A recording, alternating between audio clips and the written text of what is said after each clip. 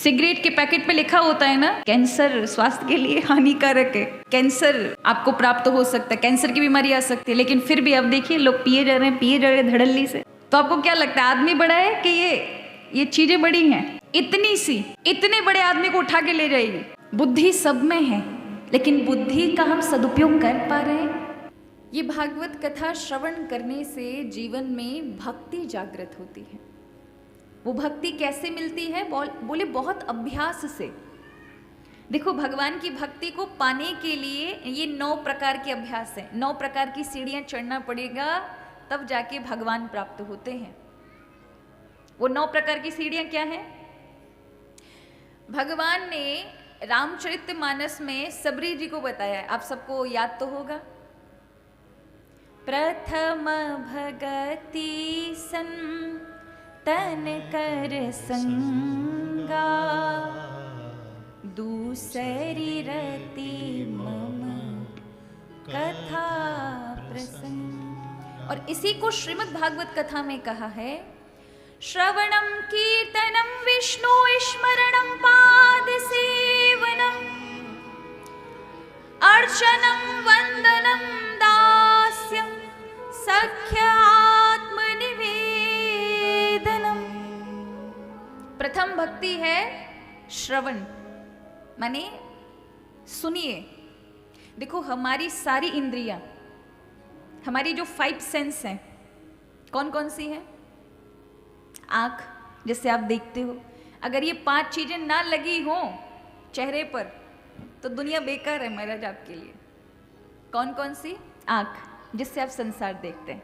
दूसरा, सुगंध दुर्गंध, यही बताती है। फिर कान, जिससे आप दुनिया की सारी बातें सुनते हो, आनंद लेते हो, बड़ी सुंदर सुंदर ध्वनियों का, म्यूजिक का, सबका आनंद लेते हो। और तो चुगली का भी आनंद ले लेते हो। लोगों को सबसे बढ़िया इस कान का केवल यही है कि लोगों की निंदा कैसे सुने। लोग इतने खुरापाती होते महाराज, निंदा सुनने के लिए अगर पता चल जाए सामने, जिससे व्यक्ति जलता हो, जिससे ईर्ष्या होती, जिससे द्वेष होगा, उसकी निंदा सुनने में बड़ा रस आएगा। अगर इंसान थक जाए ना तो शरबत और पिलाएंगे, कोल्ड ड्रिंक पिलाएंगे, चाय बना बना के पिलाएंगे कि गला ठंडा कर लो भैया, फिर सुनाना हमको। तो कानों से हम क्या सुनते हैं? निंदा।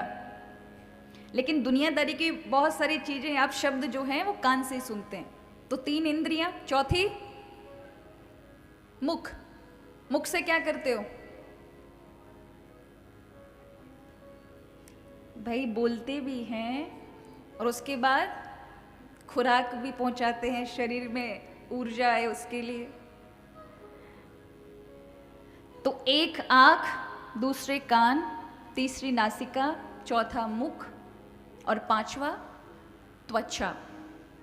ये जो आपके शरीर में अनुभव के लिए भगवान ने बनाई है कि जैसे ही आपको ठंडा गर्म, हल्का सा अगर सर्दी का माहौल हो जाए, वातावरण सर्दी युक्त हो जाए, तो आपको तुरंत कंबल या कोई ना कोई स्वेटर लेना पड़ेगा, और गर्मी हो जाए तो वही उतारना पड़ेगा। ये जो सबका स्पर्श आपको मिलता है ये त्वचा के कारण।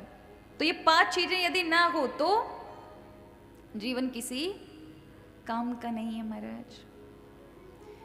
तो जिसमें पहली इंद्रियां है श्रवण। आप जानते भगवान की भक्ति में, ज्ञान मार्ग में श्रवण की बड़ी महिमा है, इन कानों की। जब हम मां के गर्भ में होते हैं, अब देखो ये हमारे पहले से शास्त्रों में है, लेकिन आज मेडिकल भी इसे प्रूव करने लगा है। मेडिकल साइंस ने भी अब इसको कह दिया कि बिल्कुल सही बात है। गर्भ में व्यक्ति की कोई इंद्रिया काम नहीं करती। बच्चा खा नहीं सकता, बच्चा बोल नहीं सकता, सिर्फ श्रवण इंद्रियां ही कार्य करती हैं। इसलिए जब बालक गर्भ अवस्था में है तो माताओं बहनों को बहुत सजग रहना चाहिए, बड़े जागृत अवस्था में रहना चाहिए, क्योंकि बालक जो भी कुछ श्रवण कर रहा है या आप जो भी विचार कर रहे हैं उस बालक के ऊपर है। इसलिए 7 महीने का जब आपके गर्भ में कोई बालक हो तो माताओं को, गर्भवती माताओं को अच्छे विचार, प्रसन्न मुद्रा में रहना चाहिए। वही समय है उस बालक के संस्कार को निर्माण करने का। और जब हम बाहर आते हैं माँ के गर्भ से तो आपको क्या लगता है, कौन सी इंद्रियां?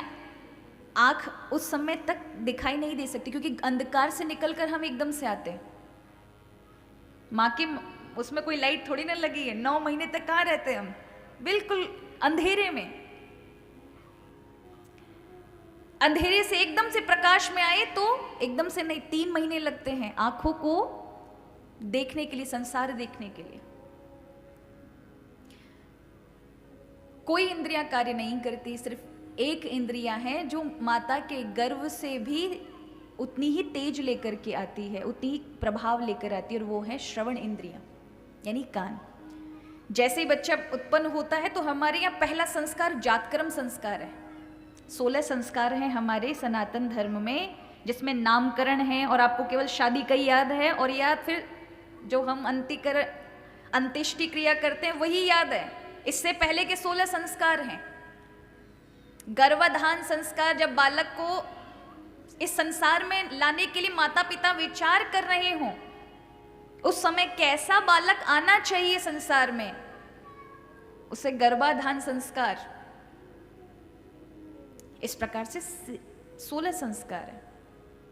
अब 16 संस्कार में जैसे ही बालक आता है माँ के गर्भ से निकलकर, और धरती पर जैसे ही आया तो उसमें क्या बोलते हैं, अम्बिलिकल कोड को क्या बोलते हैं, माँ की ओर से नाभि निकल कर आती है, नाभि से लगा हुआ नाल आती है। उस नाल को काटने का जो समय है ना, उसी को जातकर्म संस्कार कहते हैं। उस समय बालक को कान में, क्योंकि उसकी श्रवण इंद्रियां ही जागृत होती हैं, उस समय आप वेद मंत्र सुनाइए, भगवान का नाम उसके कान में दीजिए। हम क्या देते हैं, बच्चा हॉस्पिटल में हो रहा है तो बच्चे का पहले से ही फोटो क्लिक करके और व्हाट्सएप पे तुम्हारा शेयर हो जाता है, और लोगों को टाइम निश्चित कर देते, इतने बजे से इतने बजे तक मिलने का है, आइए सब। और बच्चों को लेकर के लोग क्या सुनाते हैं, हरि मंत्र सुनाते हैं क्या कान में? सबसे पहले ला ला ला ला, अरे कितना प्यारा है, यही जाता है। कुछ तो इतने ही महान होते हैं कि वो तो पता ही नहीं कौन से अटरम सटरम शब्द सुना देंगे बच्चे को। इसलिए कहा कि आप, यदि बच्चे की शक्ति, उसकी स्मृति शक्ति बहुत तेज हो जाएगी, इतनी तेज कि किसी चीज को यदि उसने एक बार सुना, पढ़ा, स्मृति मेधा शक्ति इतनी तीव्र होगी, रिटेंशन पावर इतनी ज्यादा होगी। इसलिए कहा श्रवण इंद्रियों में सबसे पहले जब बालक आए तो उसके कान में भगवान राम का, कृष्ण का, आपको कोई गायत्री मंत्र याद हो तो गायत्री मंत्र बोलो, नहीं तो कोई वेद का। इसलिए हमारे ब्राह्मण आते थे, कानों में जाकर के मंत्र बोलते थे, क्योंकि अभी अभी ये जहाँ से आया है ये बालक, ये कहाँ से आया है? हमने तो केवल इसको गर्भ में ही धारण किया, लेकिन भेजा किसने है? कौन सी आत्मा आपके यहाँ शरीर धारण करके आ रही है? हमको तो कुछ नहीं पता होता है। हमें तो यही नहीं पता होता कि जन्म अब हमने लिया है, इसके बाद आगे जीवन कैसे चलेगा। पति पत्नी जब विवाह करते हैं उससे पूर्व पता होता है क्या? नहीं पता होता। लेकिन याद रखिए, जिस भी बहन ने जन्म लिया है तो उससे विवाह करने वाले भाई ने भी 5-10 साल के बीच में जन्म लिया होगा। और इन दोनों प्राणियों के जीवन में जो संतान आने वाली होगी वो भी कहीं जीवन बिता रही होगी, वहां से वो समाप्त होगा, तब आपके यहाँ संतान के रूप में जन्म लेंगे। तो ये ऋणानुबंध है, भगवान का बहुत बड़ा नेटवर्क है जो मनुष्य नहीं समझ सकता। इसलिए कहा कि भैया भगवान तक पहुंचने की ये 9 सीढ़ियां हैं, जिसमें पहले श्रवण है। श्रवण के बाद श्रवण सिद्ध हो जाता है तो फिर कीर्तन है। कीर्तन माने हम कथा में तो कराते ही हैं, बुलवाते भी हैं, लेकिन कीर्तन का केवल अर्थ इतना ही नहीं समझना कि भजन गाना। कीर्तन का अर्थ है कोई बात आपको कथा से अच्छी लगे तो उसे अपने हृदय में बिठा करके किसी अन्य से भी कहिए, जिसको आप अपना मानते हैं, उसको जाके बताइए। उससे 2 आपके जीवन में कार्य होंगे। पहला, एक तो वो बात आपके आचरण में उतर जाएगी, और दूसरा, वो बात आप कभी भूलेंगे नहीं। इसलिए कीर्तन की महिमा है। तो श्रवणम कीर्तनम विष्णु स्मरणम। फिर एकांत में जो बात अच्छी लगे उसमें विचार करो, स्मरण करो कि इसको हमारे अपने जीवन में कैसे लागू करें।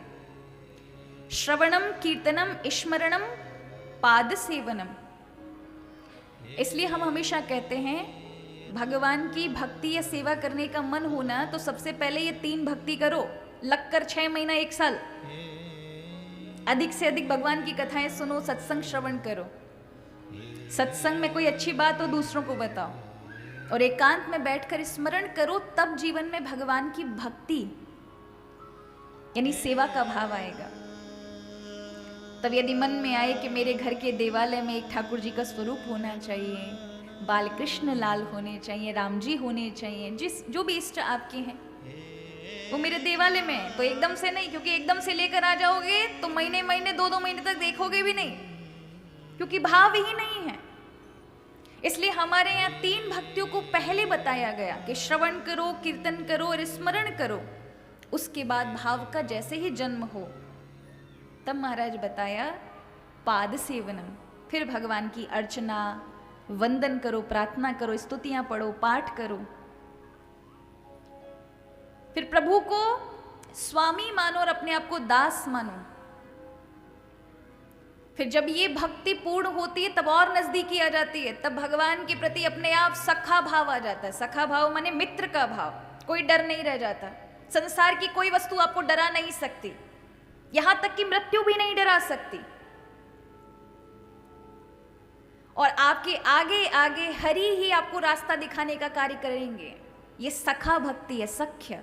और अंत में है आत्मनिवेदन। फिर हर चीज प्रभु को समर्पित कर देना। तेरा तुझको अर्पण, ये बोल तो देते हैं आरती में, पर सचमुच करते नहीं है। हम क्या बोलते हैं? तेरा तुझको अर्पण, क्या लागे मेरा स्वामी, क्या लागे मेरा। खैर मनाओ कि भगवान प्रकट हो गए, कहते नहीं ला दे महाराज, लाइन ही निकाल के बाहर कर दोगे।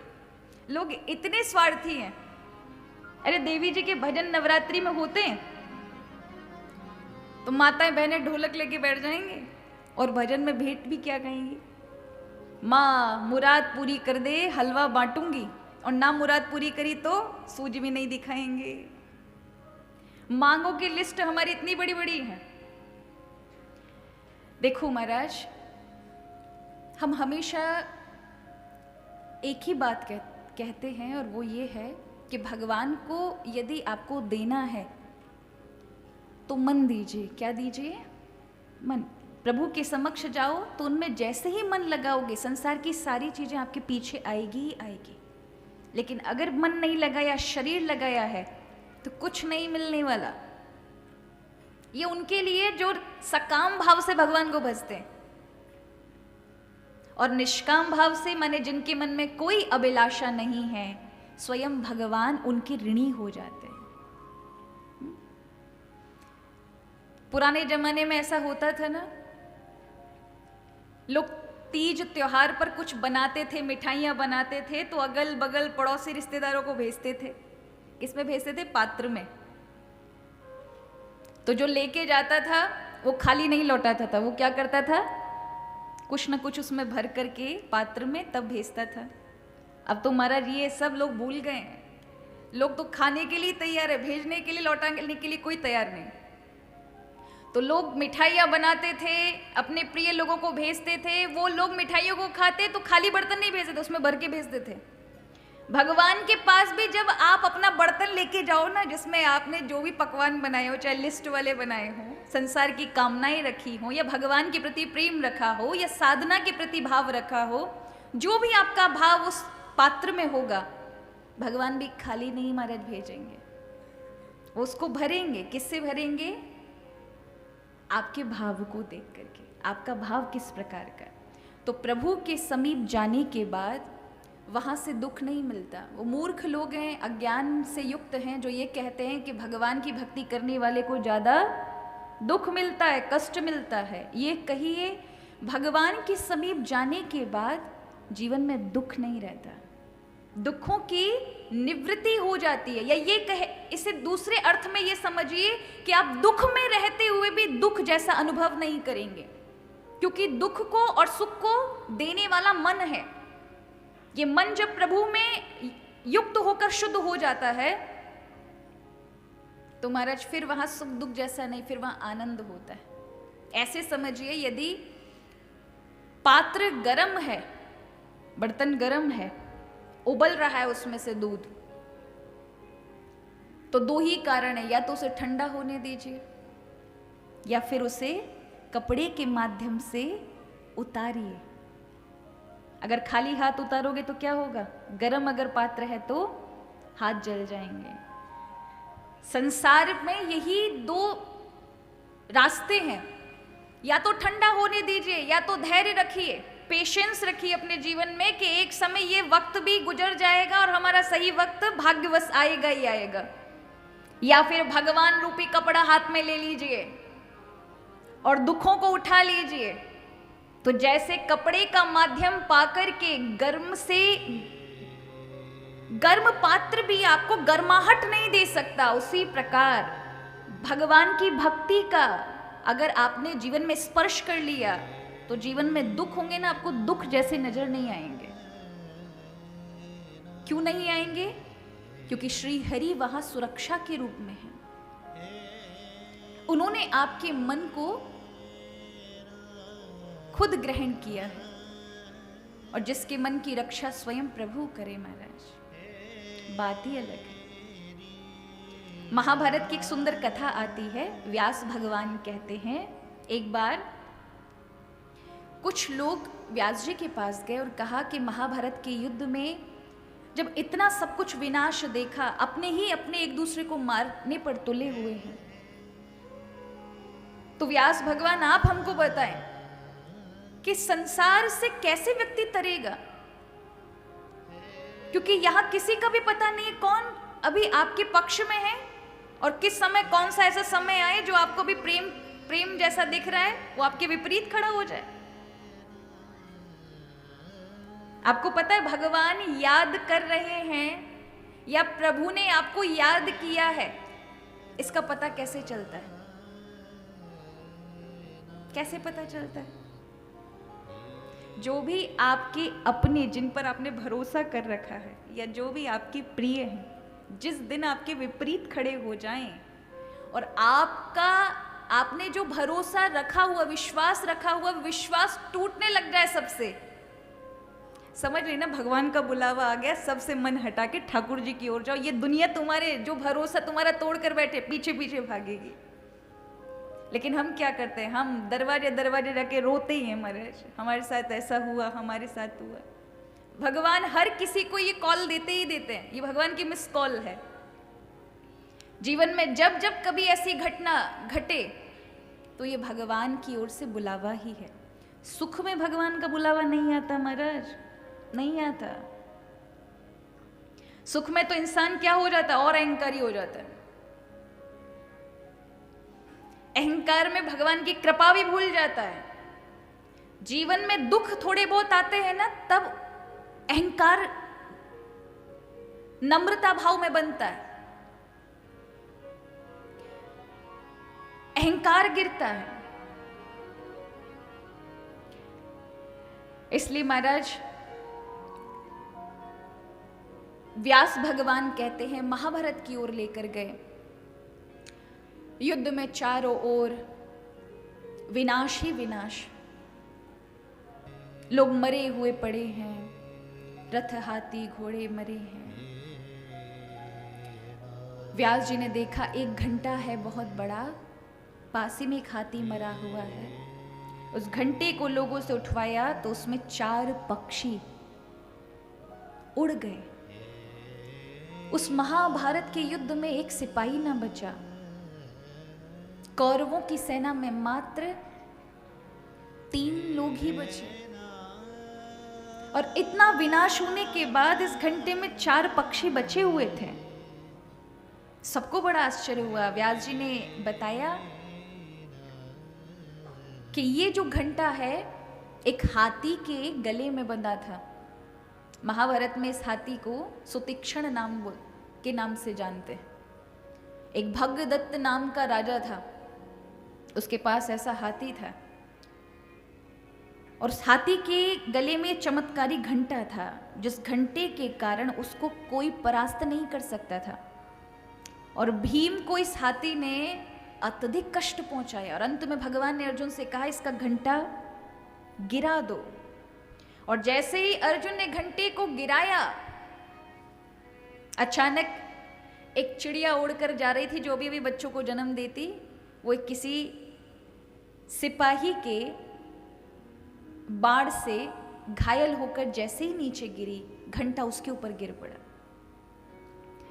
प्राण तो निकल गए, लेकिन छोटे छोटे अंडों के रूप में उसने 4 बच्चों को जन्म दे दिया। उस महाभारत के उस युद्ध में जहां हाथी घोड़े चल रहे हैं, पैरों से सब कुछ ले जा सकते हैं, वहां पर वो अंडे सुरक्षित हैं। व्यास भगवान कहते हैं ऐसे ही इस महाभारत जैसे संसार में, क्योंकि सब अपना अपना युद्ध संसार में लेकर ही आए, हर कोई जब संसार में आया है तो सबके पास अपने मन का महाभारत है। हम सभी की अपने अपने युद्ध चल रहे हैं, अपने अपने कष्ट हैं, अपने अपने संकट हैं, व्याधि है। कौन रक्षा करेगा? बोले इस मन की स्वयं भगवान ही रक्षा करते हैं। आपके हृदय की, उस हृदय में भगवान विराजमान हो जाए ना, तो इस युद्ध में भी आप निश्चिंत होकर के अपना जीवन जी सकते हैं, आनंद से रह सकते हैं। इसलिए भक्त कहता भी है भगवान से,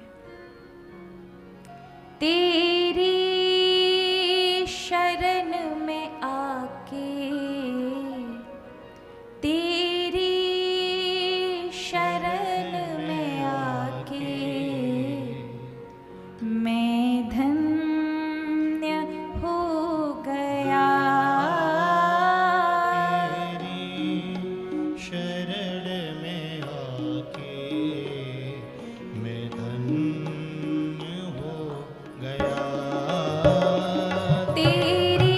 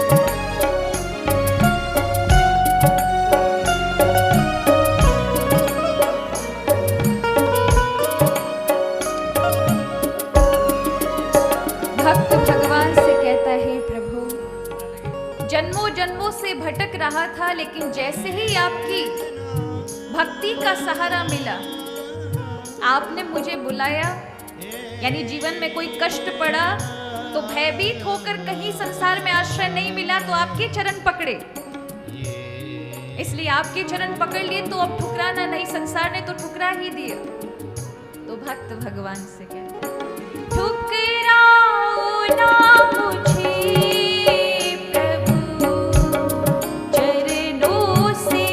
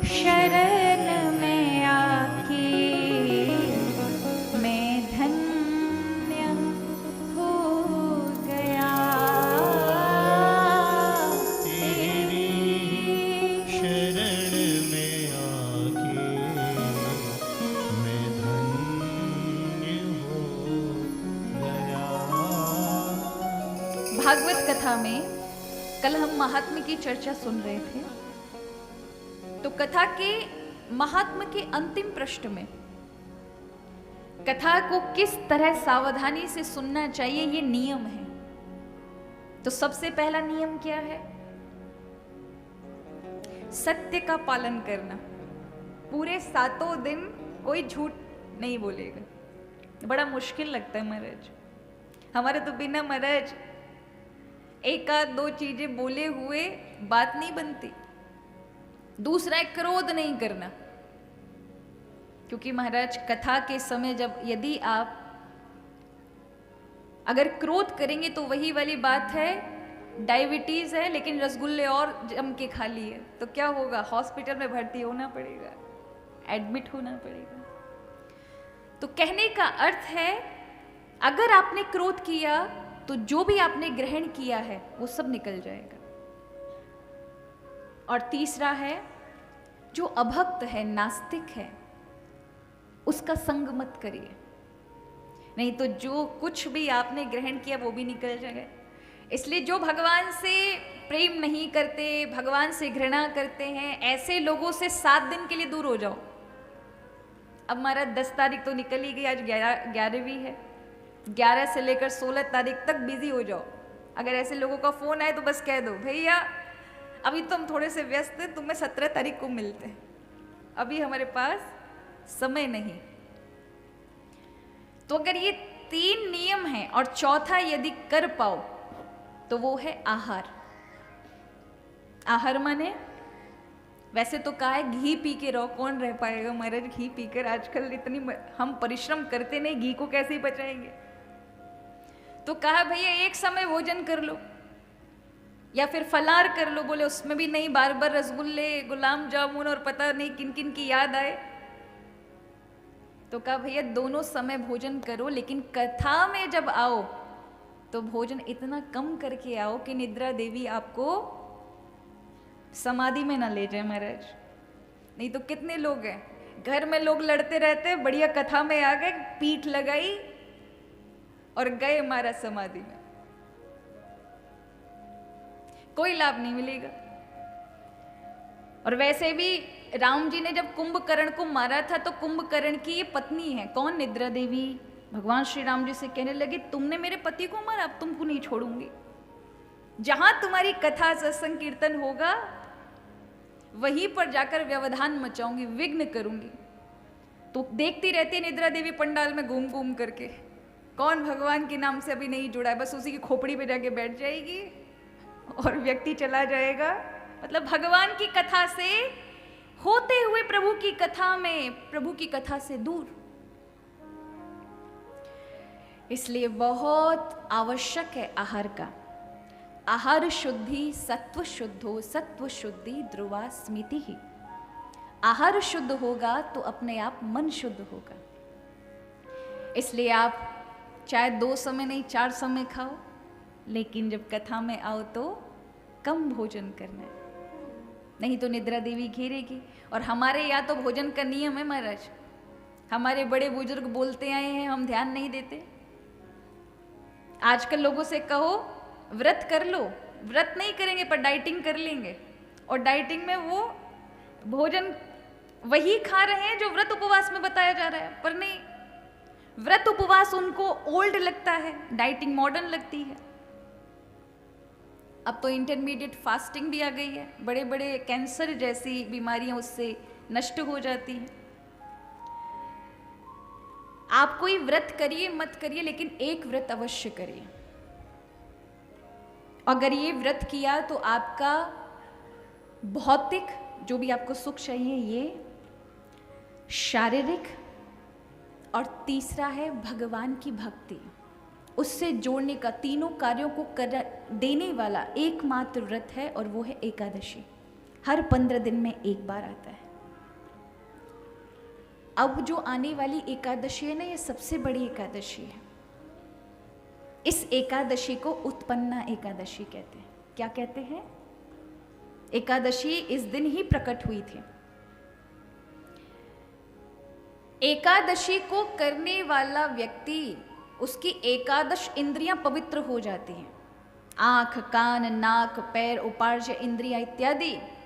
इसलिए प्रत्येक भगवान के जो भगवान का भक्त है उसे एकादशी व्रत करना अनिवार्य है। पुराणों में तो महाराज एक भी पुराण नहीं है जहां एकादशी की महिमा नहीं है। कोई व्रत करिए मत करिए पर एकादशी करिए। एकादशी प्रकट कहां से हुई है? समस्त तीर्थों का पुण्य देने वाली, सबका सार है एकादशी, सभी यज्ञ तप को देने वाली एकादशी है। भगवान के हृदय से प्रकट हुई है। कहां से प्रकट हुई? एक तालजंग नाम का राक्षस था जिसके साथ भगवान का युद्ध हुआ, प्रभु उसको मार ना सके। थक कर भगवान बद्रिक आश्रम में सो रहे थे और उसी समय वो तालजंग का पुत्र मुर आता है और भगवान को मारने के लिए जैसे ही सोया हुआ देख करके और फिर उन पर प्रहार करना चाहता है, तभी भगवान के हृदय से एक स्त्री का प्रादुर्भाव हुआ, एक स्त्री प्रकट हो गई और उसे मात्र हूं शब्द से ही उस असुर को मार डाला। सभी देवता जय जयकार करने लगे। प्रभु एकदम से योग निद्रा से उठे तो उन्होंने देखा जिस असुर से उन्होंने 5000 वर्ष तक युद्ध किया उसको हरा नहीं पाए, एक कन्या ने उसको मार डाला। कहा देवी तुम कौन हो? तो कहा प्रभु मैं तो आपके कृपा प्रसाद से ही आई हूं, मैं आपके हृदय की करुणा से प्रकट हुई हूं। प्रभु बहुत प्रसन्न हुए। कहा तुम कुछ मांगो, जो आज मांगोगी तुम्हें मिलेगा। एकादशी हाथ जोड़कर कहती हैं प्रभु मैं तो आपकी एक दासी ही हूं, पर मेरे दिन जो भी कोई सुकृत अच्छे कर्म करें उसको आप प्रेम करें।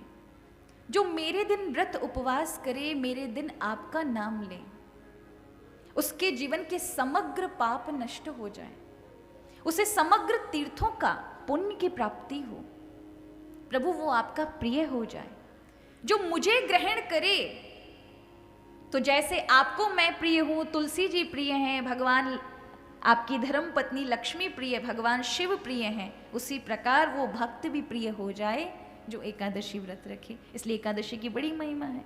हमारे यहाँ साधु संत कोई व्रत करें ना करें, पर एक तो व्रत अवश्य करते हैं और वो एकादशी को ही व्रत है महाराज। इसलिए एकादशी व्रत जीवन में 1 वर्ष का उठाइए 24 एकादशी, 3 वर्ष का उठाइए, 11 वर्ष का उठाइए, या फिर जीवन पर्यंत तक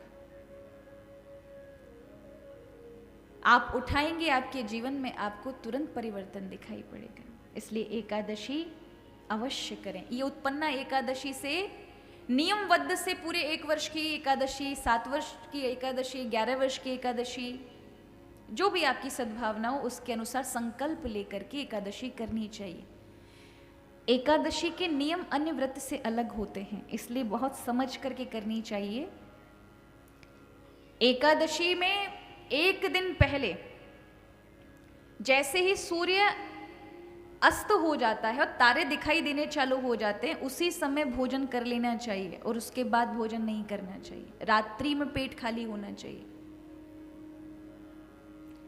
फिर अगले दिन एकादशी का संकल्प, एकादशी तिथि पर एकादशी का संकल्प लेकर के फिर व्रत को धारण करके अगले दिन द्वादशी के अंतर्गत ही पारण करने वाले को महान पुण्य की प्राप्ति होती है। इस तरह से 32 घंटे का व्रत होता है। ये नियम है। एकादशी का मतलब भूखे पेट नहीं रहने का मतलब एकादशी नहीं होती कि आप 2 समय भोजन नहीं कर रहे तो एकादशी लग गई, पर फिर भी आप सात्विक तो खा ही रहे, सवा की खिचड़ी खा रहे हो, सवा की खीर खा रहे हो, राजगिरे के आटे की रोटियां बना के खा रहे हो। कितना कुछ लोग, कुछ तो आलू ही तल लेते हैं, कुछ मूंगफली तल लेते हैं। हमारे छत्तीसगढ़ वाले तो इतने, जिव्या में थोड़ा सा कंट्रोल नियंत्रण होगा, लेकिन उत्तर प्रदेश आ जाओ, आपको तब पता चले महाराज वहां तो कचौड़ियां बन रही है भगवान के व्रत की, पूरी प्लेट आती है भगवान के व्रत उपवास की। तो क्या हुआ? आपने अन्न ही तो नहीं खाया, पर खाना तो आपने प्रॉपर ही खाया है। भूखे पेट रहने को व्रत नहीं कहते हैं, अपितु आहार जब हम नहीं लेते हैं उसका अर्थ होता है अपने प्राणों का दान भगवान के लिए करना। 1 दिन का जब हम अन्न छोड़ते हैं और उस अन्न को किसी दूसरे दिन किसी अन्यत्र को सौंपते हैं। इसलिए हमारे यहाँ सीधा इत्यादि हमारे बड़े बुजुर्ग देते थे। उसका कारण यही था, एक दिन हमने अन्न का त्याग किया, अगले दिन वही अन्न उतनी ही मात्रा में किसी अन्य को दो। मतलब जो भी भोजन सामग्री, आटा, दाल, चावल, घी इत्यादि एक दिन का ऐसे व्यक्ति को जिसको आवश्यकता है। अगर कोई ना मिले तो गैया को खिलाओ बना करके। प्राणों का भगवान को समर्पित करना, यानी अन्न के अंदर प्राण बसते हैं। 4 दिन अन्न मत खाओ, आपकी अवस्था ढीली हो जाएगी। अन्न से ही सब कुछ चलता है। इसलिए 10वीं के दिन से हमें व्रत सायंकाल से व्रत का उपवास करना चाहिए। और एकादशी वाली तिथि के दिन विशेषकर भगवान का नाम जाप करना चाहिए। घी का दीपक जलाकर भगवान के समक्ष कोई ग्रंथ पढ़ना चाहिए। गीता जी पढ़ लीजिए, विष्णु सहस्त्र नाम पढ़ लीजिए, श्रीमद् भागवत कथा पढ़ लीजिए, रामायण पढ़ लीजिए, पर एक ग्रंथ को अवश्य उनके समक्ष पढ़िए। उस समय का किया हुआ कीर्तन आपके घर में समग्र तीर्थों को लेकर आ जाएगा। एकादशी वाले दिन जिस घर में कीर्तन होता है, केवल वाणी से नहीं मन से आप जुड़ें तो आप पाएंगे आपके घर में ग्रह कलेश शांत हो जाएगा। आपके घर में जो अभी आपको अशांति जैसे दिखाई पड़ रही है वह शांति भी हट जाएगी। परिवार में सद्भाव और प्रेम सामंजस्य हो जाएगा।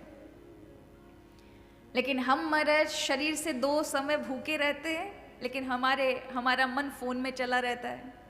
लोग फोन नहीं छोड़ते। एकादशी वाले दिन उसका भी व्रत होना चाहिए कि आज के दिन फोन केवल काम के हिसाब से ही देखेंगे, बाकी हमारा मन भगवान में लगना चाहिए। नहीं तो क्या एकादशी लगी आपकी, बताइए। जिस मन को शक्ति मिलनी चाहिए वो मन कहीं अन्यत्र बिजी है महाराज, अन्यत्र व्यस्त है, तो फिर किसको शक्ति मिलेगी? शरीर को अगर आपने भूखे पेट रखा तो ज्यादा से ज्यादा ये होगा, पुण्य थोड़ा बहुत मिलेगा और उसके बाद आपका शरीर ठीक रहेगा, बीमारियां कम लगेगी, रोग प्रतिरोध शक्ति बढ़ जाएगी। लेकिन मन यदि प्रभु में लगाओगे तो व्रत उपवास वाले दिन वही प्रभावशाली है। उसी के लिए व्रत उपवास है कि उस दिन मन से अधिक भगवान का भजन करिए। और ऐसी एकादशी एक ही तुरंत फलदायी होती है। 24 की तो बात अलग है, 24 में तो आप अपने आप को धन्य मानोगे, लेकिन इस प्रकार से एकादशी मन के साथ रखी तो एक ही एकादशी जैसे ही रखोगे अगले दिन पाओगे कुछ तो बदलाव है मेरे मन में, मेरी शांति में, मेरे उमंग में। मुझे चीजें दिखाई देने लगी हैं, मुझे अवसर दिखाई देने लगे हैं। मेरी बुद्धि पहले उतने तेज अच्छी तरह से कार्य नहीं करती थी, अब ठीक कर रही है। जिन चीजों को आप समझ नहीं पाते थे उन्हें समझने लगे हो, जागृति बढ़ गई है। संसार में ये जितने भी सुख कौन पैदा करेगा? ये बुद्धि और मन ही करेगा। अच्छे विचार आए तो शरीर कर्म में लग जाएगा, अगर अच्छे विचार नहीं आए, गलत विचार आए तो अपने ही जीवन में नरक बना लोगे। इसलिए भगवान के यहाँ चमत्कार नहीं होता। भगवान के पास जाते ही भगवान क्या देते हैं? हमारी बुद्धि और मन में अपना प्रकाश दे देते हैं। वो ठीक हमें जैसे ही मिला हमें मार्ग मिलना चालू हो जाता है। इसलिए गायत्री मंत्र में क्या कहते हैं? धियो यो नः प्रचोदयात्। धी माने बुद्धि। हमारी बुद्धि में हे परमात्मा अपना प्रकाश कीजिए, क्योंकि बुद्धि बड़ी टेढ़ी है। जिस चीज को कहो नहीं करना बुद्धि करेगी, भले ही वहां पर लिखा हो, दीवार पर लिखा हो झांकना मना है, थूकना मना है, पर लोग मानते हैं क्या? जब तक व्यक्ति झांक के नहीं देख लेगा तब तक तो शांति नहीं पड़ेगी। एक बार देख तो ले क्या है दीवार के पीछे। कहीं लिखा हो भैया इस चीज को छूना नहीं, तो जरूर छू के देखेंगे, बुद्धि मानेगी नहीं। आप बताइए, सिगरेट के पैकेट पे लिखा होता है ना धूम्रपान करना नहीं, कैंसर स्वास्थ्य के लिए हानिकारक है, कैंसर आपको प्राप्त हो सकता है, कैंसर की बीमारी आ सकती है, लेकिन फिर भी आप देखिए लोग पिए जा रहे हैं धड़ल्ली से। क्या उनको नहीं दिखता होगा? दिखता है। और कोई ऐसा व्यक्ति जो अभी बीड़ी पीने वाला हो और कथा में आ जाए तो इतनी सी बीड़ी उस 70 केजी के आदमी को उठा के ले जाएगी पंडाल से। चल थोड़ी देर पी आते हैं, फिर आ जाएंगे कथा सुनने के लिए। तो आपको क्या लगता है, आदमी बड़ा है कि ये चीजें बड़ी हैं? इतनी सी, इतने बड़े आदमी को उठा के ले जाएगी। बुद्धि सब में है, लेकिन बुद्धि का हम सदुपयोग कर पा रहे हैं, ये सोचने वाली बात है। इसलिए हमारे ऋषियों ने नियम, व्रत, उपवास बताए, इसलिए साधनाएं बताई, ये करो ये मत करो। तो लोग प्रश्न उठाते हैं, हमारे जीवन को हमें हमारे तरीके से जीना है। ये ऋषि मुनि साधु संत बताने वाले कौन होते हैं हमें? आपकी बात बिल्कुल ठीक है, आपको अपने तरीके से ही जीवन जीना चाहिए, आपको कोई रोकने टोकने वाला नहीं है। लेकिन ऋषि मुनियों को आपकी बुद्धि पे भरोसा नहीं है। उनको पता है कि हम मनुष्यों की बुद्धि कैसी है, इसको घिसना पड़ता है, तब जाके इसे समझ आती है, तब इसमें ज्ञान आता है। जरा विचार करिए, हम सबको, भाई हर किसी को तो नहीं आता होगा, लेकिन जिन जिनको आता है, गाड़ी चलाना आता होगा, उनको अपने आप पे भरोसा होगा, मुझे अच्छी ड्राइविंग आती है। फिर भी आप देखिए सड़क के किनारे बड़ी बड़ी जेब्रा लाइन लगाई जाती है, बड़े बड़े स्पीड ब्रेकर लगाए जाते हैं, 20 किलोमीटर 60 किलोमीटर की स्पीड से चलिए, ये भी होर्डिंग्स लगाए जाते हैं। क्यों लगाए जाते हैं? भरोसा थोड़ी ना है इंसान की बुद्धि का, कब टक्कर मार दे, कब दुर्घटना कर दे। अरे स्पीड ट्रैकर तक लगाए जाते हैं कि तुम स्पीड क्रॉस ना करो, पर लोग हैं, कहां मानने वाले हैं? तो किन चीजों के लिए तेज रफ्तार से जीवन चल रहा हो, कई बार लोगों को आप देखोगे, उनसे कहो ना कथा में चलिए, सत्संग में चलिए, अरे अभी कहां समय है, तेज गति से चल रहे हैं भौतिक जीवन में,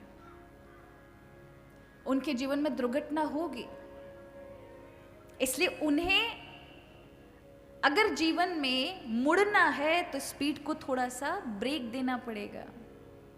कहने का अर्थ है जीवन में तेज गति से चलना बुराई नहीं है, लेकिन वहां पर ब्रेक लेना भी आवश्यक है, क्योंकि अगर जैसे ही मोड़ोगे और तेज गति से जा रहे हो तो दुर्घटना हो सकती है।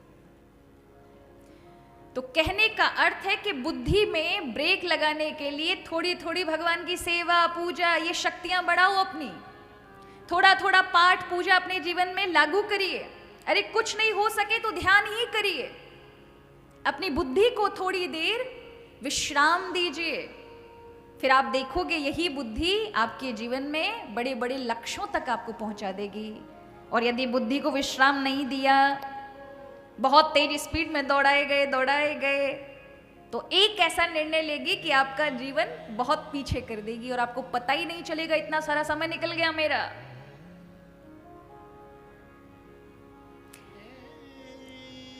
तो यहां व्यास भगवान भागवत कथा के प्रथम मंगलाचरण में बोलते हैं, भगवान का परिचय देते हैं। ये जो मंगलाचरण का यानी भागवत कथा का आरंभ ज शब्द से हुआ है, जकार शब्द से। हमारे यहाँ किसी भी ग्रंथ का आरंभ ज शब्द से नहीं होता। क्यों नहीं होता? ज शब्द को दग्धाक्षर कहा जाता है। जीवन में बहुत अत्यधिक संतप्त हो, दुखी हो कोई व्यक्ति, तभी ज से किसी चीज की शुरुआत होती है। जैसे गोपी गीत, गोपी वियोग में थी, हृदय दग्ध था भगवान के वियोग में, तो उनके मुख से ज शब्द निकला, इसलिए जयति तेधिकम से गोपी गीत आरंभ है। लेकिन यहाँ व्यास जी भी दग्ध हैं हृदय में। क्यों? 17 पुराण लिखने के बाद भी उनके मन को शांति नहीं है। आज वो जिस ग्रंथ को लिखने जा रहे हैं वो मानव मात्र के कल्याण के लिए है। इसलिए इस कथा की शुरुआत का प्रथम मंगलाचरण ज शब्द से है, जकार शब्द से। जन्माद्यस्य यतो अन्वयादितरतस्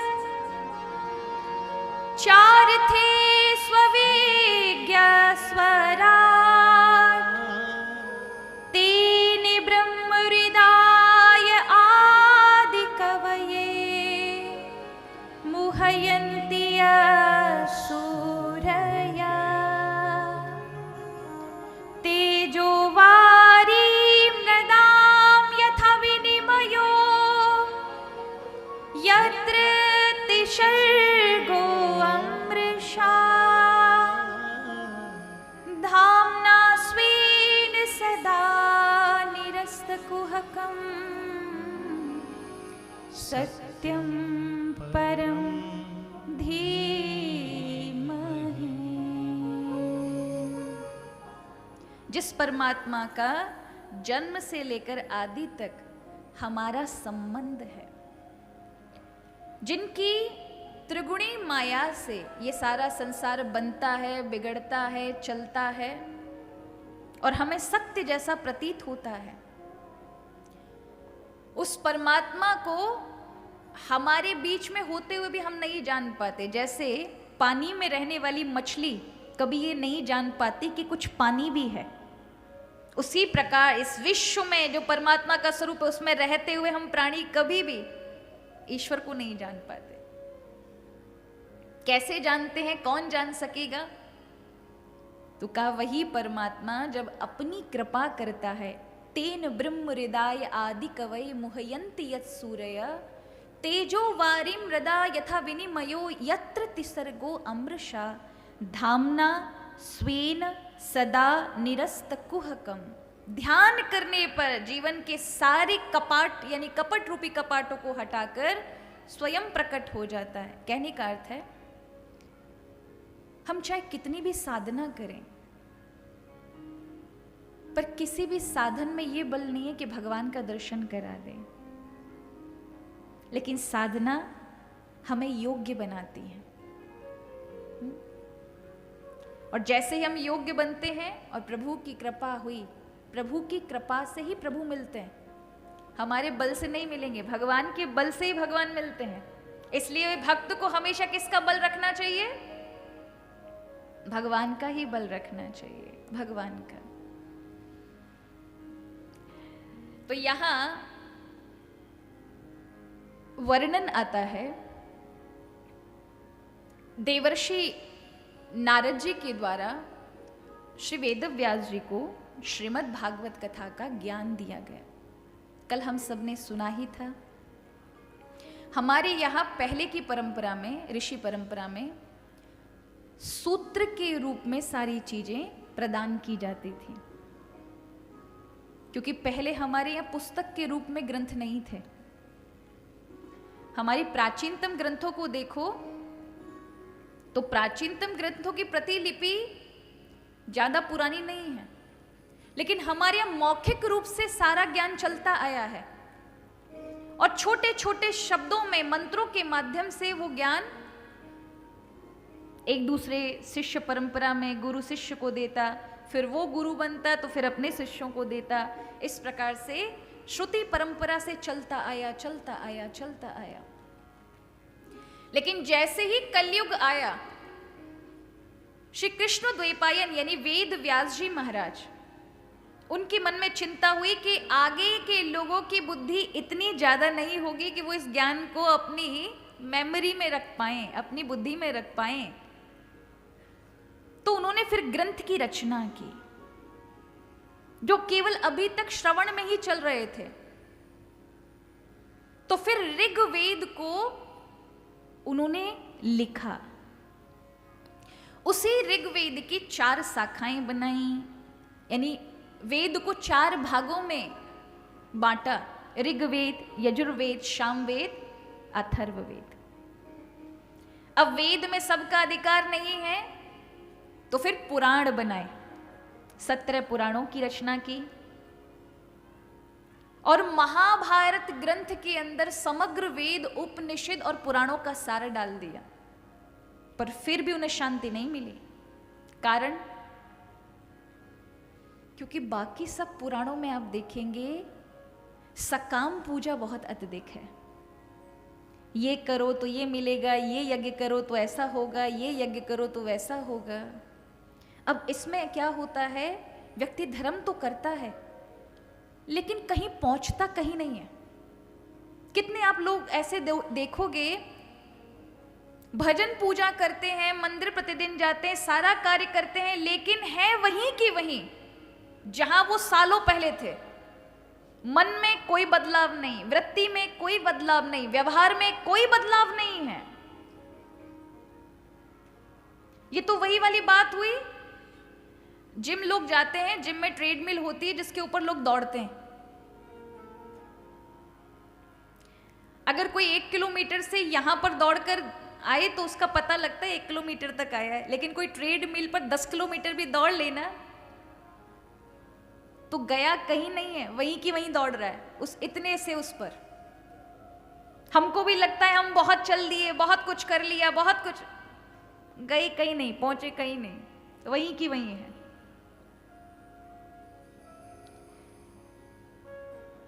क्यों ऐसा होता है? क्योंकि हम धर्म के चक्कर में, लोभ में फंसे होते हैं। ऐसा नहीं है कि धर्म कृत्य करोगे तो सुख नहीं आएंगे, आएंगे। पुण्य प्राप्त होते ही जीवन में सुख आता ही आता है, लेकिन उस सुख में हम भगवान को भूल जाते हैं, जो कि लक्ष्य है। व्यास जी ने धर्म कार्य इसलिए बताए कि आप ये धर्म कृत्य करोगे भगवान के निमित्त से तो तुम्हें जो इच्छा होगी वो तुम पाओगे, लेकिन लक्ष्य भगवान है। लोग लक्ष्य को भूल जाते हैं। गांव में कहीं भी सुंदरकांड हो, रामायण का पाठ हो, उसके बाद भंडारा होने दो, तो आप देखोगे रामायण की चौपाई में कोई नहीं पहुंचेगा, लेकिन भंडारे के समय सब आके खड़े हो जाएंगे दरवाजे पे। ये आप ही के नहीं, हमारे सब जगह पूरे भारतवर्ष में ही आपको मिलेगा। हमारे यहां पर भी अगर रामायण हो रही हो तो लोग आकर के, बहुत विरले ही होते जो रामायण की चौपाई गाते हैं, साथ में बैठ के कीर्तन कराते हैं। नहीं तो कितने लोग हैं दरवाजे पे, अभी कितनी देर तक रामायण की चौपाई चलेगी ये बताओ, अभी कब विश्राम होगा, अब कब भोजन चालू कराओगे। ऐसी बातचीत करने वाले बहुत सारे आ जाएंगे। तो लोगों को किससे मतलब है? लोगों को अपने स्वार्थ से मतलब है, वस्तु मिलनी चाहिए। और अगर भोजन कराते समय राम राम बुलवा दे तो वो भी बोल देंगे, उनका राम में नहीं, उनको भोजन में। भूखे भजन ना हो गोपाला, ये पकड़ो अपनी कंठी माला। आप बुरा मत मानिएगा, हम सभी मनुष्यों का ये स्वभाव ही है। इसी स्वभाव से छुड़ाने के लिए धर्म है, पर हमने धर्म को भी लोभ में फंसा लिया, लोभ में ही फंस कर रह गए। तो महाभारत में, बाकी ग्रंथों में बहुत सारी सकाम चीजें हैं कि ये करने से ये मिलेगा, ये करने, तो लोग वो चीज के पीछे धर्म करते हैं। ये मिल जाए, स्वर्ग मिल जाए, ये सुख मिल जाए, वो सुख मिल जाए, ऐसा पुण्य मिल जाए, और लक्ष्य भगवान होते हैं, उस लक्ष्य तक पहुंच ही नहीं पाते। आज दुखी हैं वेद व्यास जी कि उन्होंने कुछ ऐसा तो उनसे छूटा है जिससे भगवान की आराधना नहीं हो पाई, सच्चा मार्ग नहीं मिल पाएगा लोगों को। तब चिंतित बैठे थे बद्री का आश्रम में, तभी नारद जी आते हैं। नारद जी से पूछते हैं कि मेरी चिंता का कारण क्या है? मैंने इतने सारे ग्रंथ लिखे, लोक कल्याण के लिए इतना संग्रह लिख दिया, लेकिन मुझे शांति नहीं है। नारद जी कहते हैं, आपने बहुत सुंदर धर्म की चर्चा की, भगवान के विषय में भी बहुत कुछ कहा, लेकिन लोगों को सीधा रास्ता नहीं पकड़ाया है। लोगों को टेढ़े मेढ़े रास्ते से निकाल करके सीधे रास्ते तक पहुंचाने का काम कर रहे हो। उन्हें सीधा रास्ता क्यों नहीं देते? उन्हें भगवान की भक्ति पकड़ाइए, क्योंकि एकमात्र प्रभु की भक्ति संसार में जल रहे व्यक्ति को भगवान तक पहुंचाने का मार्ग बनाती है। अरे भक्त यदि भाव से भी भगवान की ओर पुकारता है तो समग्र कष्टों में पड़ा हुआ व्यक्ति भी इतना सामर्थ्यवान बन जाता है कि स्वयं उससे निकलकर बाहर आ जाता है। आप भक्ति का मार्ग पकड़ाइए। सुना तो कहा कैसे, मैंने तो बहुत कुछ लिखा है। बोले आपने जो लिखा है, लेकिन भगवान का भी शुद्ध लीलाओं का वर्णन नहीं किया, इसलिए आप शुद्ध लीलाओं का वर्णन करिए। तो वेद व्यास जी को 4 श्लोक में श्री नारद बाबा 4 श्लोक में भागवत श्रवण कराते हैं। उन्हीं 4 श्लोकों को बद्रीनाथ में वेद व्यास जी भक्ति योग के माध्यम से एकाग्र मन करके भगवान का हृदय में ध्यान करते हुए, जब प्रभु की कृपा से वेद व्यास जी ने देखा कि किस प्रकार से भगवान का स्वरूप है ये संसार के रूप में, और भगवान की माया किस तरह से संसार में प्रत्येक व्यक्ति में अज्ञानता की तरह छाई हुई है, और किस तरह से 3 गुणों के माध्यम से सत्व रज और तम, ये 3 ही गुणों के कारण हम सभी चलते हैं। जिस समय सत्व गुण आता है हमारे जीवन में अच्छे कर्म, अच्छे विचार, पवित्र विचार, भगवान में मन, श्रद्धा, ये जागृत हो जाएगा। रजोगुण की ज्यादा अधिक हमारे जीवन में असर होगा तो हम बहुत ज्यादा बेचैन हो जाएंगे, काम काम काम, धन और कामनाएं बढ़ जाएंगी।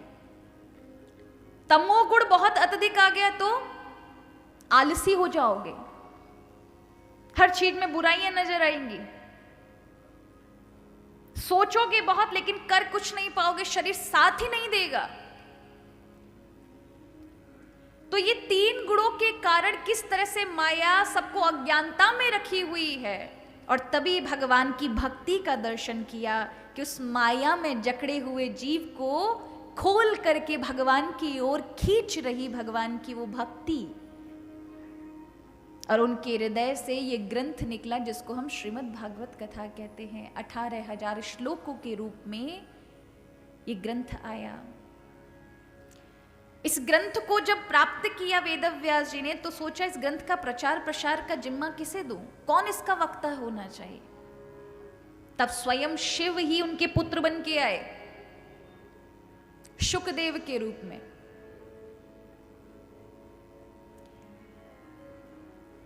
कथा तो आप सबने सुनी होगी। एक बार देवर्षि नारद कैलाश पर्वत पर गए और वहां भोलेनाथ विराजमान नहीं थे, वे किसी काम से बाहर गए थे। पार्वती जी थी, तो नारद जी जाते हैं, पार्वती जी हाल चाल पूछती हैं, तो कहते हैं कि देवी अब हमने कहीं आना जाना बंद कर दिया, लोग बड़े कपटी हो गए, इसलिए हमने घूमना फिरना बंद कर दिया है। पार्वती जी कहते नहीं, आप इतना भ्रमण करते हैं, लोगों में क्या चल रहा है, हमको भी कुछ श्रवण करा दीजिए, कुछ बता दीजिए। क्या नहीं, आजकल तो सब बड़े कपटी हो गए, इसलिए कपट देख करके अब हम लोगों के पास जाना ही बंद कर दिया है। तो कहा प्रभु तो यहाँ पर है नहीं। पार्वती जी कहती हैं कि देखो नारद जी, संसार चाहे कितना भी कपटी व्यवहार करता हो, लेकिन मेरे पति मुझसे बड़ा प्रेम करते हैं। आपको पता है कितना प्रेम करते हैं? नारद जी ने कहा कितना प्रेम करते हैं? बोले पूछो मत, इतना प्रेम करते हैं। बोले क्या प्रमाण है? पार्वती जी कहती हैं इतना प्रमाण है कि जो गुरु मंत्र कभी किसी दूसरे को नहीं बताना चाहिए, मेरे पतिदेव ने आकर के मुझे बताया। नारद जी ने कहा इतनी बड़ी बात, इतना प्रेम? अरे आप छोड़िए, इतनी बड़ी बात है कि जो हृदय में भगवान का दर्शन करते हैं वो किसी को नहीं बताना चाहिए, वो मेरे महादेव ने मुझे बताया। अब देखिए नारद जी कहां से पैदा हुए? भगवान के मन से।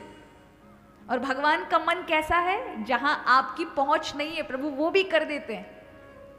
आज भगवान के मन ने कुछ करने का सोचा, हलचल मची, नारद जी के मन में अचानक निकल पड़ा वाणी से और पूछने लगे फिर तो आपको इतना प्रेम करते तो बता ही होगा।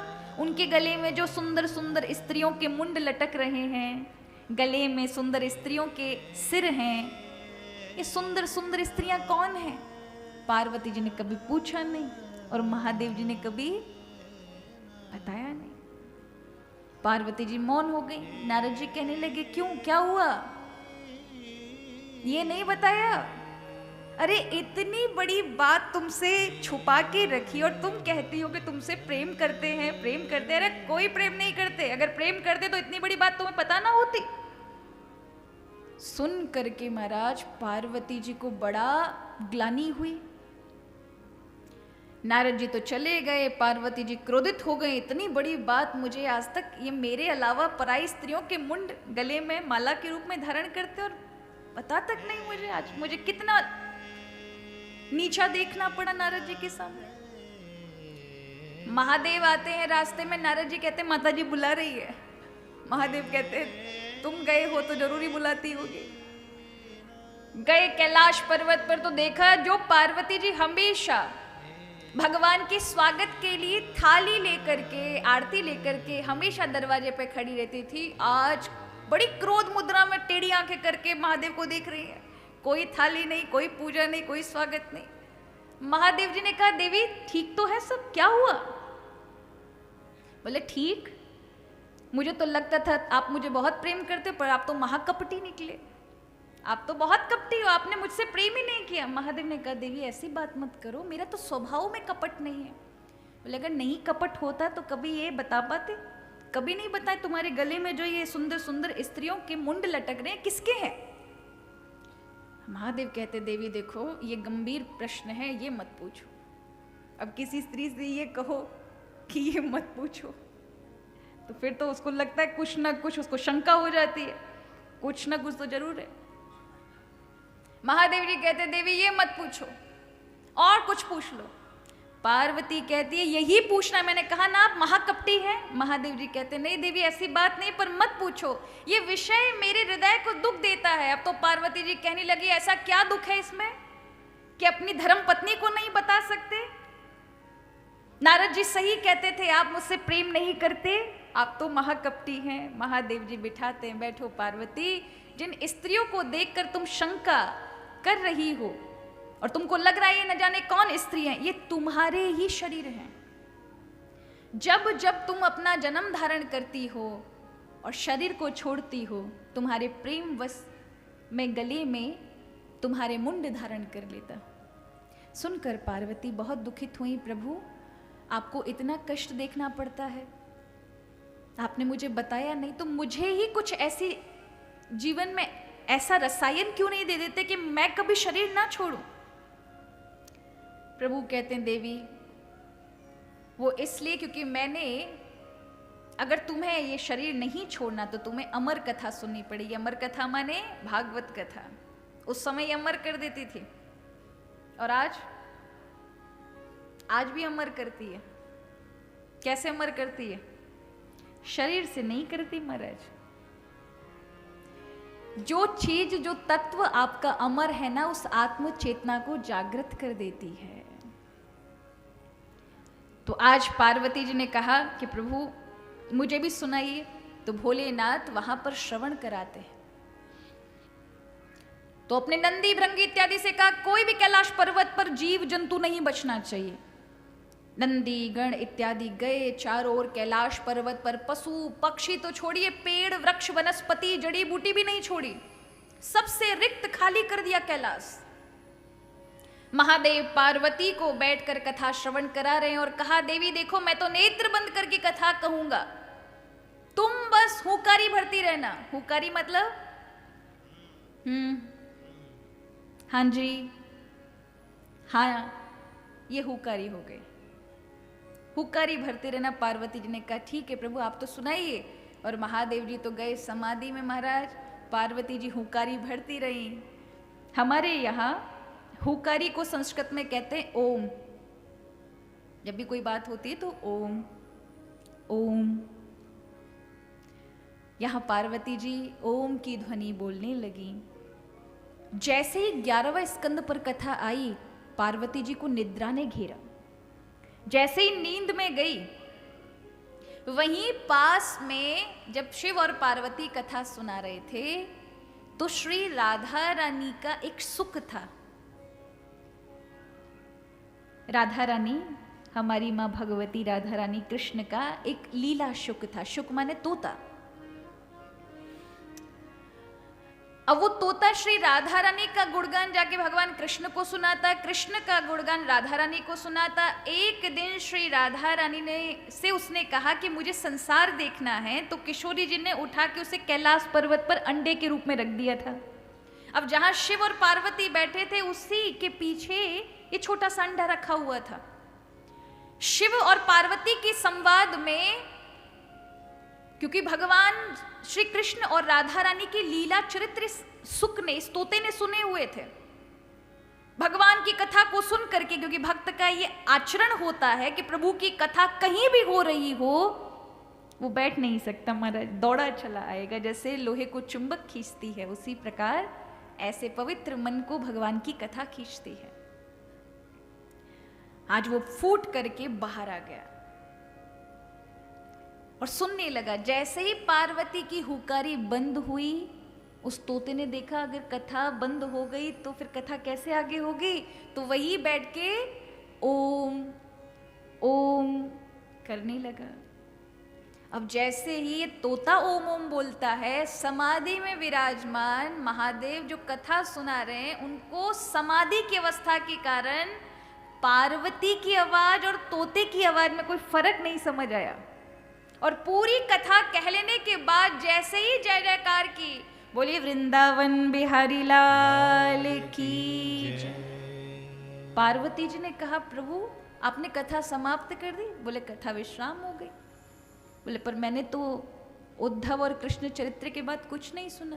बोले जब तुमने नहीं सुना तो बराबर हुकारी कौन भर रहा था? पार्वती जी ने कहा मैं तो सो गई प्रभु, मैं कैसे हुकारी भर सकती हूँ?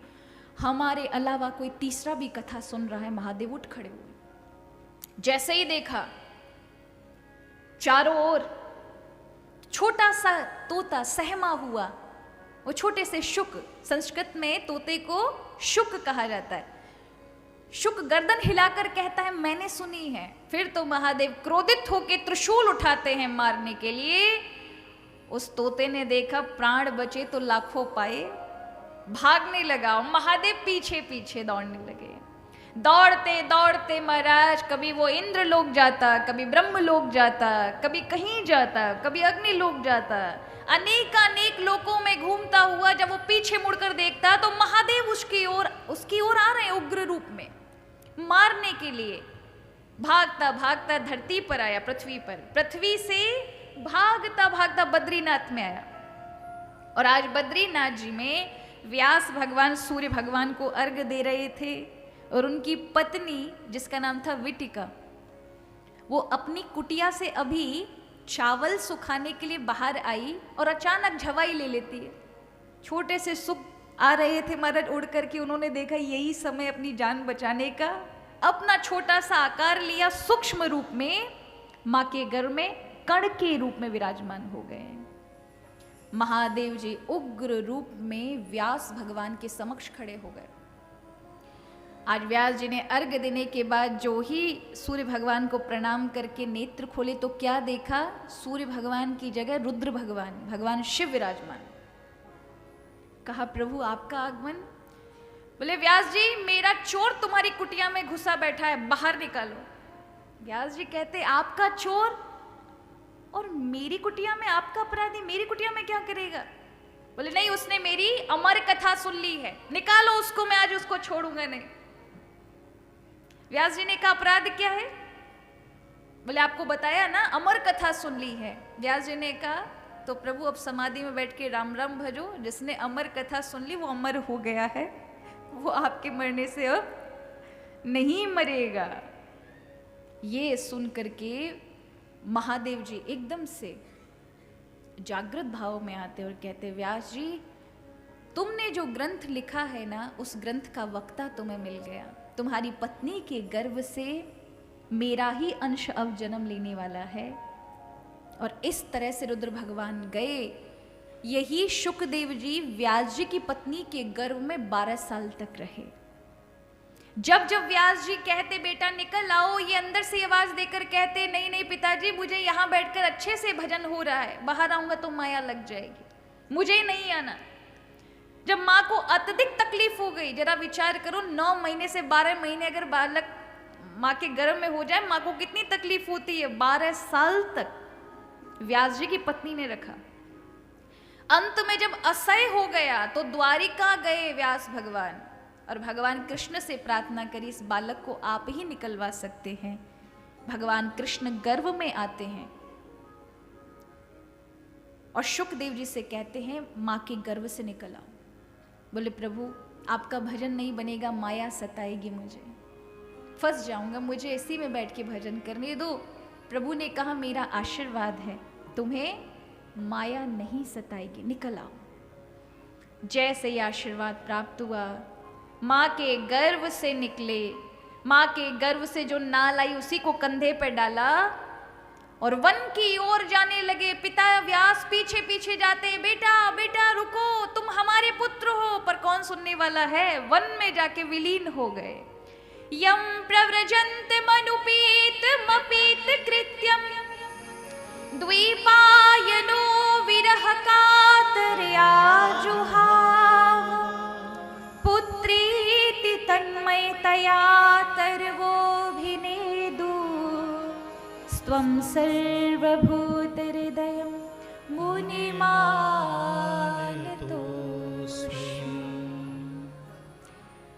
स्वयं जितने वन के वृक्ष थे उनमें समा करके व्यास भगवान को ज्ञान दिया कि जिसको तुम पुत्र समझ रहे हो ना, एक पुत्र नहीं है, ये सबके हित के लिए संसार में आया है। व्यास जी को वृक्षों ने ज्ञान दिया। वृक्ष क्या ज्ञान दे सकते महाराज? पर अगर आपकी इतनी सूक्ष्म ऊर्जा हो जाए तो याद रखिए, गंगा भी बोलती है, नर्मदा भी बोलती है, यमुना भी बोलती है, आपके आसपास के वृक्ष बोलते हैं। अरे आपके नगर इत्यादि में विराजमान मंदिरों में भगवान के विग्रह भी बोलते हैं। पर आपके अंदर संवेदनशीलता उतनी होनी चाहिए कि आप इस प्रकृति के अंदर विराजमान इन भूतों की, पंचभूतों की बातें समझ सको। आप बड़े बड़े महा ऋषियों को देखिए, साधु संतों को देखिए, एकांत में गंगा जी के किनारे, यमुना जी के किनारे रहते तो गंगा बोल उठती है उनसे, गंगा की भाषा समझ आने लगती है, यमुना की भाषा समझ आने लगती है। तो आपको क्या लगता है ये हमारी तरह बोलेंगे? जैसे मैं आपको बोल रही हूं, आप सुन रहे हैं, या आप कुछ बोलेंगे मैं सुनूंगी? इस भाषा में नहीं बोलते हैं। किस भाषा में बोलते हैं? समाधि भाषा में बोलते हैं। उसको सुनने के लिए संवेदन होना चाहिए, उस ज्ञान को ग्रहण करने के लिए। वृक्षों ने क्या ज्ञान दिया? संत कहते हैं कि वृक्षों ने कहा कि हे व्यास, जैसे हमारा जीवन लोक कल्याण के लिए, हम इस जगत में आते हैं, फल फूलते हैं, और जो हमारा सार है फल इस संसार को प्रदान कर देते हैं। कोई हमको ईंट मारता है, कोई डंडे से हमको तोड़ करके निकाल लेता है, फलों को तोड़ लेता है, कोई हम पर कंकड़ मारे, कोई हमारे फल ले ले, हम हमेशा देने की भावना रखते हैं, क्योंकि हम जगत में परोपकार करने के लिए आए हैं। इसलिए तुम्हारा ये बालक तुम्हारा सार है। जैसे हम वृक्षों का सार फल है और हम जगत कल्याण के लिए देते हैं, उसी प्रकार आपका पुत्र जगत कल्याण के लिए आया है। न्यौछावर करिए जगत के लिए, मोह हटाइए। व्यास जी को ज्ञान हुआ, वापस आए। यही शुकदेव जी आगे वेद व्यास जी के द्वारा दोबारा से बुलाए जाते हैं, क्योंकि इनका जन्म भागवत कथा की प्रचार प्रसार के लिए हुआ था। तो भागवत जी के श्लोक ही इनको लेकर आते हैं और भागवत जी को श्रवण करते हैं, 2 से 3 बार श्रवण करते, और उसके बाद जैसे ही भागवत जी को आत्मसात किया, निकल गए। व्यास जी ने रोकना चाहा पर रुके नहीं, वन में फिर से प्रवेश किया। तलाश कर रहे कोई ऐसा व्यक्ति मिले जिसको मैं ये ज्ञान श्रवण करा सकूं। और यहां से भागवत कथा का आरंभ होता है। महाभारत का अंत जहां है, वहीं से भागवत कथा का आरंभ है। याद रखिए, श्रीमद् भगवत गीता और भागवत में अंतर है। भगवत गीता कब बोली गई? जब युद्ध चल रहा था। युद्ध के बीचों बीच भगवान कृष्ण ने अर्जुन को कहा, वो है भगवत गीता। और जो आप सुन रहे हैं ये क्या है? भागवत कथा। ये कब बोली गई? ये सृष्टि के आरंभ में बोली गई, जब ब्रह्मा जी ने ये क्रिएशन किया, ये संसार बनाया, ये ब्रह्मांड बनाया। उस समय ब्रह्मा को जो ज्ञान दिया, वो है भागवत जी। ब्रह्मा जी ने नारद जी को, नारद जी ने व्यास भगवान को, और व्यास ने किसको दिया? व्यास जी ने अपने पुत्र शुकदेव को दिया। तो यहां याद रखिए भगवत गीता कब काम आती है? जब जीवन में बहुत अत्यधिक शंका, दुखी जीवन चल रहा हो, बाधा में जीवन चल रहा हो, समझ नहीं पड़ रही हो किस तरह से जीवन जिए, तब ऐसे युद्ध के क्षेत्र में श्रीमद् भगवत गीता बताई गई। यानी जब जीवन में युद्ध जैसा माहौल चल रहा हो, तब श्रीमद् गीता की, भगवत गीता की शरण लेनी चाहिए। और भगवान की भक्ति जैसे ही आती है जीवन में, तो सारे युद्ध समाप्त हो जाते हैं। तो भगवान की कृपा, भगवान का आशीर्वाद, भगवान की उपस्थिति होती है, जीवन की सारे संकटों को हटाकर प्रभु अलग कर देते हैं। वहीं से कथा भागवत की आरंभ होती है, यानी शांति, आनंद, भक्ति। तो महाभारत के अंत के बाद श्रीमद् भागवत कथा का आरंभ है। जब जीवन के सारे युद्धों को भगवान विराम कर देते हैं और सिर्फ अपनी ही भक्ति प्रदान करते हैं, तब जीवन में आनंद की उत्पत्ति होती। तब कोई युद्ध नहीं रह जाता, तब जीवन में कोई संकट व्याधि नहीं रह जाती।